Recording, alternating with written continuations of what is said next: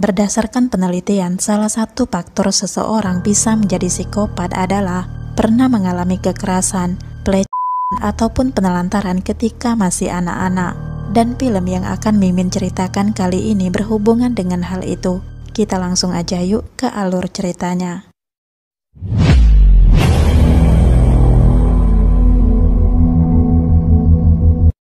Film dibuka dengan seorang perempuan yang bernama Kirsten yang sedang melayani seorang pria untuk mendapatkan uang. Setelah melayani pria itu, Kirsten langsung pulang.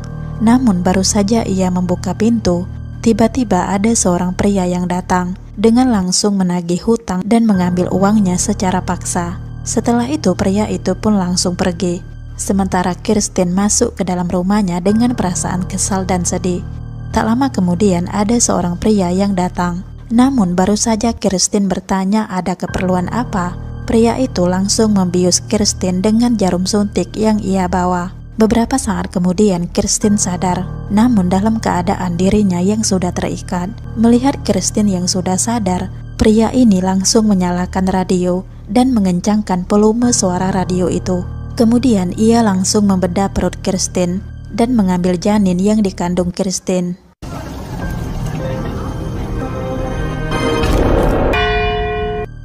Kemudian scene beralih kepada seorang psikolog terkenal yang bernama Susan yang sedang melayani pasiennya. Dengan serius Susan mendengar serta mencatat cerita ataupun jawaban dari pertanyaan yang ia ajukan. Dan ketika waktu sudah habis, Susan akan memberikan nasihat kepada pasiennya. Du må godt sætte dig op igen. På en ny stor opgave. Jeg finder ud af andre, du siger konkurrent. Du ved, at du tør fiasko, det er utrygt. Ja, og det vil gerne udbrændthed, søvnløshed. Jeg kom fra Stockholm i morgen. Singkat cerita, pada hari itu Susan selesai menangani pasiennya dan bersiap akan meninggalkan kantor. Namun ada hal unik yang sering dilakukan oleh Susan, yakni ia sering menyapa seorang pekerja yang kantornya berada persis di seberang kantor dirinya. Kemudian Susan menemui asistennya untuk menanyakan tentang jadwal pasien untuk keesokan harinya. Setelah itu Susan bergegas pulang.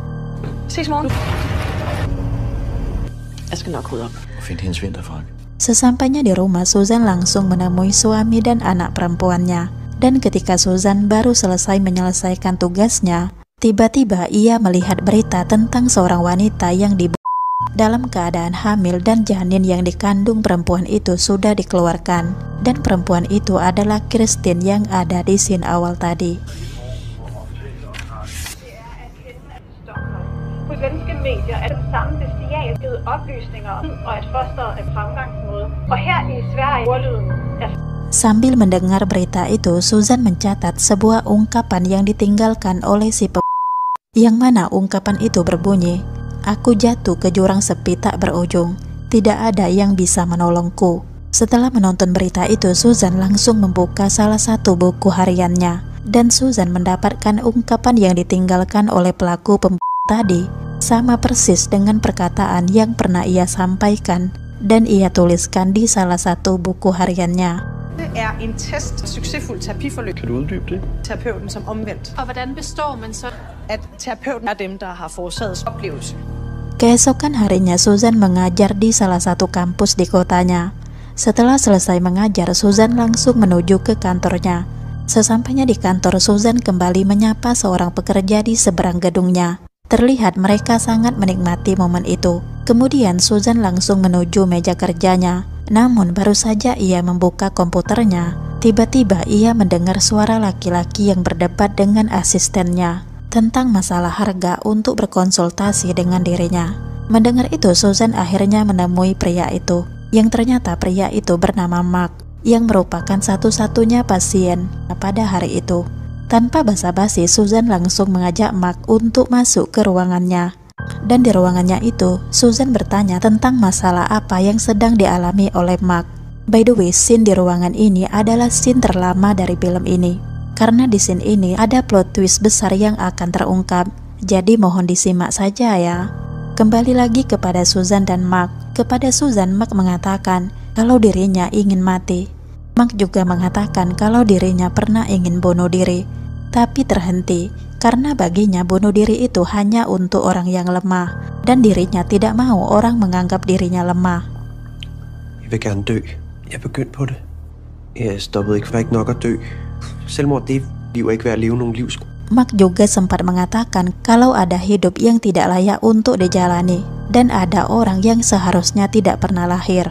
Mendengar itu, Susan meminta Mark untuk menceritakan tentang latar belakang dirinya, dan Mark pun langsung bercerita tentang kehidupannya yang penuh dengan kesedihan, yang mana Mark ini merupakan pekerja serabutan dan uang yang ia gunakan untuk konsultasi dengan Susan ternyata adalah uang terakhirnya yang sengaja ia tabung selama 3 bulan. Mark sengaja memilih Susan karena Susan adalah psikolog terkenal dan termahal di sana. Ja, jeg har bogfaldende arbejde. Den er min sidste penge. Du er den bedste. Ja. Den bedste sådan fungerer. Jeg henvender mig mest til erhvervslivet. Jeg er den rigtige til at hjælpe dig. Unge mennesker. Som kæmper med nogle af disse. Fortæl mig om det. Svindel. Aldrig har været her. Namun Susan mengatakan kalau mungkin dirinya tidak bisa membantu. Dengan tenang, Mark menanyakan alasan apa yang membuat Susan tidak bisa membantunya.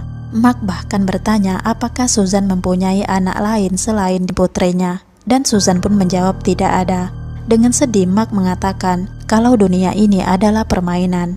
Dan ketika Susan bertanya tentang apa yang dibutuhkan untuk menjalani kehidupan yang berat, Mark langsung menjawab kalau dirinya ingin ayah dan ibunya menyayangi dirinya. Nej, har du hørt om det? De føler sig ikke rigtigt for en video med en kvinde, der kan slettes. Verden er et Følelse af at have vundet. Værsgo. Hvis jeg skulle... Min mor, de er her ikke mere. Jeg kan elske et evigt fald ned i, som helst til at gribe ind. Dengan menahan air mata, Mark mengatakan jika hidup tanpa kasih sayang orang tua, maka itu terasa seperti jatuh ke sebuah jurang sepi yang tak berujung. Mendengar itu, Susan tertegun. Susan baru sadar ketika Mark menanyakan toilet. Susanne. Singkat cerita, pada saat Mark pergi ke toilet, Susan mengambil sebuah surat milik Mark yang tertinggal di dalam jaketnya. Sambil memegang surat itu, Susan menelpon suaminya. Namun baru saja ia akan meninggalkan pesan suara, tiba-tiba Mark masuk, sehingga Susan langsung mematikan teleponnya. Pada saat itu, Susan langsung mengatakan kalau dirinya akan menemui anaknya di sekolah. Mark, de har lige ringet fra en skole. datter. Vi kan jo afslutte. Pengene tilbage, jeg vil have den. Ja, som sagt, min datter, som det er, så føler jeg mig ud til børn. Tapi Mark tetap ingin melanjutkan konsultasinya. Karena Mark memaksa, akhirnya Susan menanyakan tentang mengapa ada namanya di sebuah tiket peri. Susan bahkan mengancam Mark dengan akan memanggil bantuan atau polisi, hanya agar Mark mau berhenti konsultasi dengan dirinya. Tapi Mark tidak mau, dengan alasan kalau dirinya sudah membayar dan ia masih mempunyai waktu selama 40 menit untuk berkonsultasi. Hun er her ikke mere. Vi starter med stolen. Namun Susan tidak peduli dengan hal itu. Susan berusaha mencari keberadaan asistennya. Namun Mark mengatakan kalau asisten Susan sudah pergi. Dan pada saat itu tiba-tiba suara HP Susan berdering. Mendengar itu Mark langsung menyerang Susan.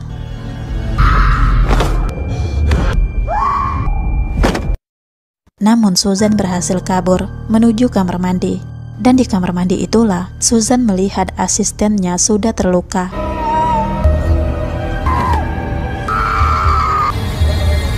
Tak lama kemudian Mark datang dan langsung membawa Susan duduk kembali di ruangannya. Pada saat itu Mark langsung membuat kesepakatan jika Susan berhasil menolongnya, maka ia akan membebaskan Susan. Dan pada saat itu juga Susan mengetahui bahwa Mark lah pelaku dari pembunuhan wanita hamil yang ada di scene awal tadi. Hvad så? Du spilder. Nu giver jeg dig et minut ekstra. Singkat cerita, Susan meminta Mark untuk menceritakan pembunuhan pertamanya. Dan supaya Mark mengingat itu, Susan meminta Mark untuk berbaring dan menutup mata di tempat ia biasa memberikan terapi. Dan pada saat itulah Mark mengatakan kalau dirinya melakukan pembunuhan pertama kepada orang tuanya sendiri. Dan pada saat itu ia masih berusia 10 tahun. Mark membunuh orang tuanya dengan cara menarik rem tangan mobil milik orang tuanya yang sedang mabuk. Mark kemudian mendorong mobil itu hingga mobil itu menabrak sebuah besi yang mengakibatkan meninggalnya orang tua Mark. Sidder der en bil og bildøren op.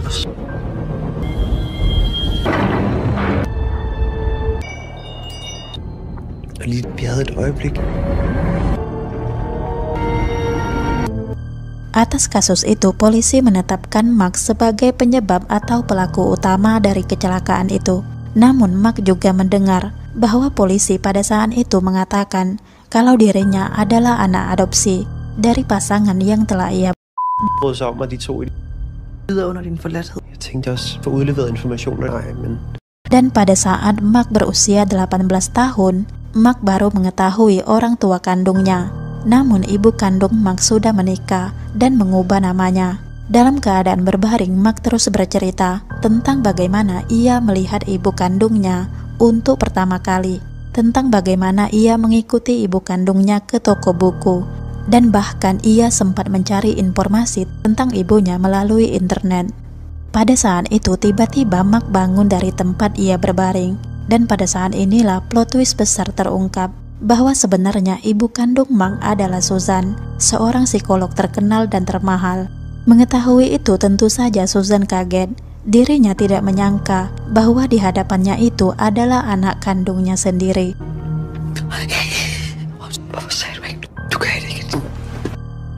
Sementara itu Mark terus bercerita tentang dirinya yang sangat ingin dekat dan berkomunikasi dengan Susan, tapi tidak bisa. din første ord vil være forestillet. Skiller sig af med ting. Først, det er jo ikke nok at dø. Blev min egen død, at man bliver smidt endnu en af dem, du.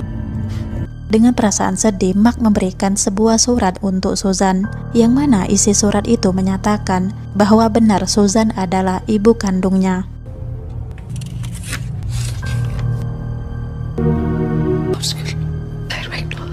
Membaca surat itu, Susan langsung menangis sambil berkata maaf. Pada saat itu, Mark juga mengatakan kalau dirinya pernah memalsukan kematiannya hanya untuk melihat apakah Susan akan datang di hari pemakamannya. Tapi tidak ada, Susan tidak pernah datang untuk menemuinya, bahkan untuk hari terakhirnya sekalipun. Mark benar-benar sedih dengan apa yang ia alami, dan oleh karena itulah ia merasa dendam kepada Susan. Kepada Susan, Mark mengatakan bagaimana bisa seorang ibu memberikan anaknya kepada orang lain tanpa mencari terlebih dahulu apakah orang itu baik atau tidak. Dengan emosi, Mark menceritakan semua yang ia alami, di mana ia sering mendapat perlakuan kasar dan pelecehan dari orang tua angkatnya itu, dan hal itu ia alami selama bertahun-tahun. Enhver lille løgn har en lidt. Enten så hører jeg på. Skal du være fræk? Kemudian Mark meminta Susan untuk menceritakan bagaimana bisa ia diadopsi. Mendengar itu, Susan akhirnya bercerita tentang dirinya yang melahirkan Mark pada saat ia masih berumur 16 tahun. Dan karena kelahiran Mark itu, Susan akhirnya diusir oleh orang tuanya. Sebenarnya Susan tidak mau memberikan Mark kepada orang lain, tapi karena keadaan yang tidak memungkinkan, akhirnya Susan terpaksa memberikan Mark untuk diadopsi. Singkatnya, pada malam itu Susan menawarkan bantuan kepada Mark, dan Mark pun setuju. Susan kemudian melaporkan tindakan pembunuhan yang dilakukan Mark sesuai dengan permintaan Mark. Namun tiba-tiba Mark ragu dengan permintaannya itu, karena itu berarti ia menyerahkan dirinya sendiri. Så forfærdeligt, du skal melde mig. Hello. Jeg bliver pludselig i tvivl. Er det de? Et barn væk, som havde til opgave at finde. Kan du ikke se det?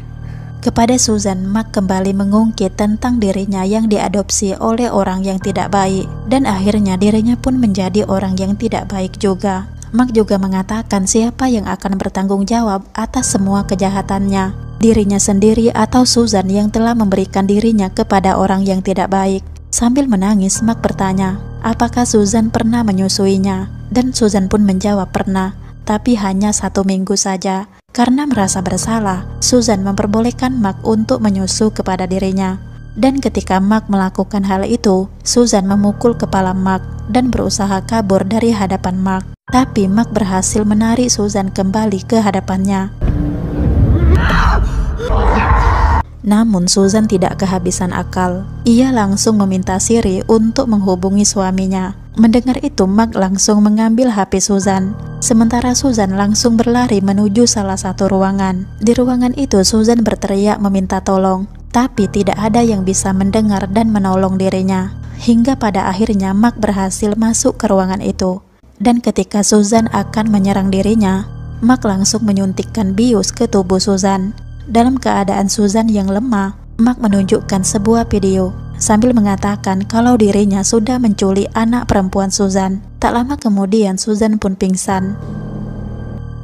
Singkat cerita, Susan terbangun dengan kondisi kakinya yang sudah dirantai. Tak lama kemudian Mark kembali muncul dan Susan langsung menanyakan keberadaan dirinya dan anak perempuannya. Tapi Mark tidak menjawab. Pada saat itu Susan sadar bahwa semua yang terjadi telah direncanakan oleh Mark. Sementara Mark kembali menceritakan tentang dirinya, seorang anak yang tidak diinginkan dan tidak pernah dicintai. Setelah mengungkapkan kesedihannya itu, Mark langsung membuka pintu dan berencana akan anak perempuan Susan yang sudah ia bawa tepat di pinggir jurang. Mengetahui hal itu, Susan tidak tinggal diam. Ia berusaha sekuat tenaga untuk menyelamatkan anak perempuannya. Dan ketika ia sudah berhasil melepas rantainya, Susan langsung mendatangi Mark. Tanpa berpikir panjang, Susan langsung menikam tubuh Mark.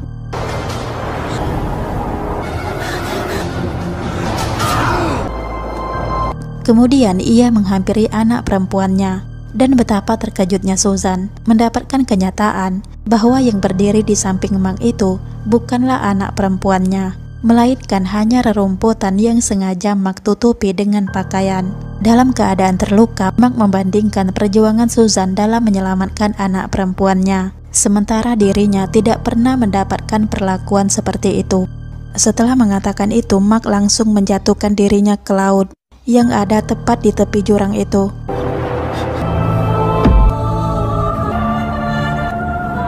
Singkat cerita, Susan sudah berada di kantor polisi. Namun Susan merasa heran dan kesal karena semua kejadian yang pernah dilakukan oleh Mark mengarah kepada dirinya. Dan ketika Susan melihat tanda tangan dirinya yang ada di sebuah surat pembelian tanah, Susan baru sadar bahwa semuanya adalah rekayasa yang dibuat oleh Mark. Plot twistnya lagi adalah setiap kejahatan yang dilakukan oleh Mark berhasil direkayasa. Semua mengarah kepada Susan, baik itu sidik jari, kamera CCTV, darah, dan lain sebagainya. Dan tentu saja Mark sudah merencanakan itu. Sebenarnya Susan sudah menjelaskan kepada pihak kepolisian bahwa semua itu sudah direkayasa oleh Mark dan semua kejahatan yang terjadi dilakukan oleh Mark, bukan dirinya. Forkert. Jeg har været bort for fingeraftryk. Har sagt det her så mange gange. Han havde ordnet. Namun semua bukti mengarah kepada Susan, sehingga Susan dijebloskan ke dalam penjara dan film pun berakhir. Pada intinya, Mark sengaja melakukan itu sebagai bentuk balas dendam atas kekecewaannya yang begitu dalam kepada Susan. Sebenarnya Mark hanya ingin dicintai dan disayangi oleh Susan, tapi dirinya selalu diabaikan dan dianggap tidak ada, bahkan di hari-hari terakhirnya sekalipun. Kesimpulannya adalah, apa yang terjadi dan dilakukan oleh Mark dikarenakan masa lalu Mark yang sangat buruk, sehingga membuat dirinya trauma, dan akibat dari trauma itu menjadikan Mark sebagai pembunuh. Dan Mark melakukan pembunuhan kepada banyak janin karena ia berpikir itu sebagai bentuk penyelamatan. Daripada hidup yang diabaikan, lebih baik mati saja. Pelajaran dari film ini adalah hendaknya semua orang tua mengasuh dan merawat anak-anak mereka dengan kelembutan dan kasih sayang. Karena jika tidak, bisa saja karakter seorang anak akan terbentuk tidak baik di masa depan, seperti karakter Mark yang ada di film ini. Dan sebagai orang tua, usahakan untuk merawat anak dengan sebaik mungkin. Jangan melimpahkan tanggung jawab kepada orang lain. Oke guys, sampai di sini dulu video hari ini. Sampai ketemu di video-video selanjutnya.